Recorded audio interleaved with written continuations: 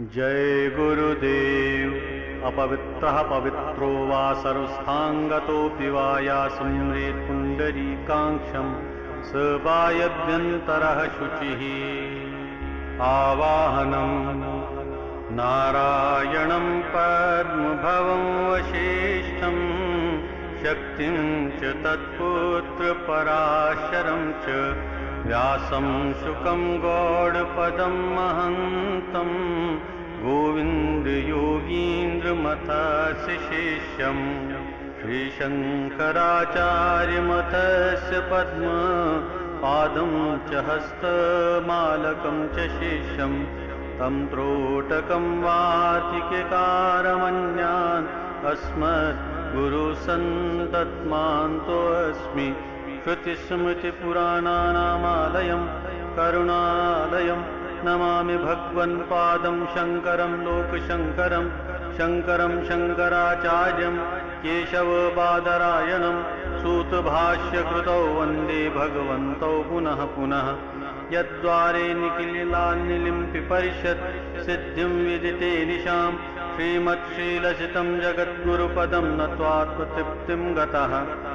लोकाज्ञानपायोदपाटं दूरं श्रीशङ्करं जर्मदं ब्रह्मानन्दसरस्वतीं गुरुवरं ध्यायामि ज्योतिर्मयम्।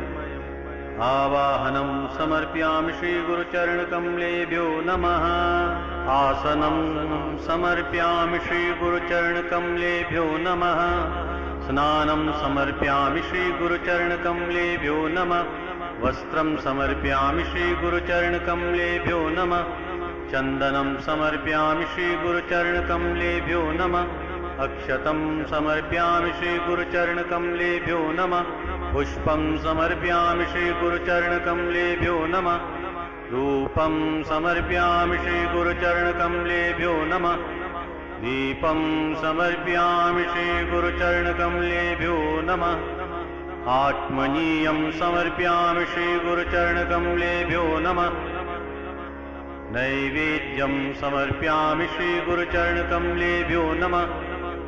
आचमनीयं समर्पयामि श्रीगुरुचरणकमलेभ्यो नमः। ताम्बूलं समर्पयामि श्रीगुरुचरणकमलेभ्यो नमः। श्रीफलं समर्पयामि श्रीगुरुचरणकमलेभ्यो नमः। आरातिक्यं कर्पूरगौरं करुणावतारं संसारसारं भुजगेन्द्रहारं सदा वसन्तं हृदयारविन्दे भवं भवानी सहितं नमामि। आराधिक्यं समर्पयामि श्रीगुरुचरणकमलेभ्यो नमः। आचमनीयं समर्पयामि श्रीगुरुचरणकमलेभ्यो नमः।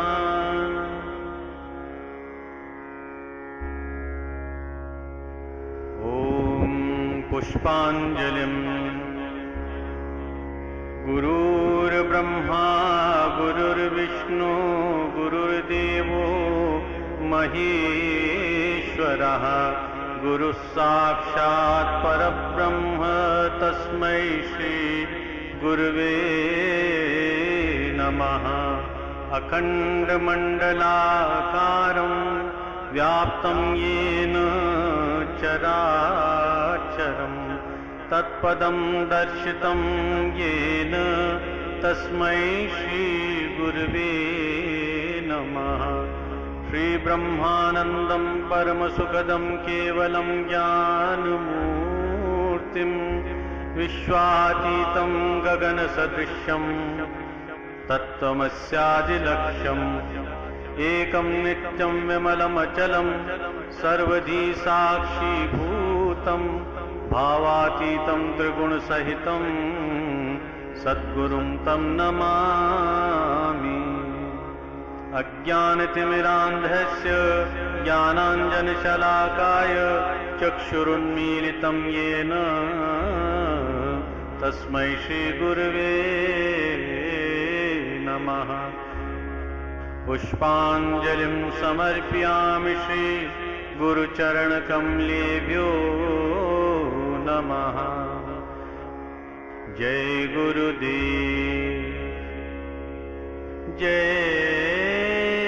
गुरुदेव जय गुरुदेव जय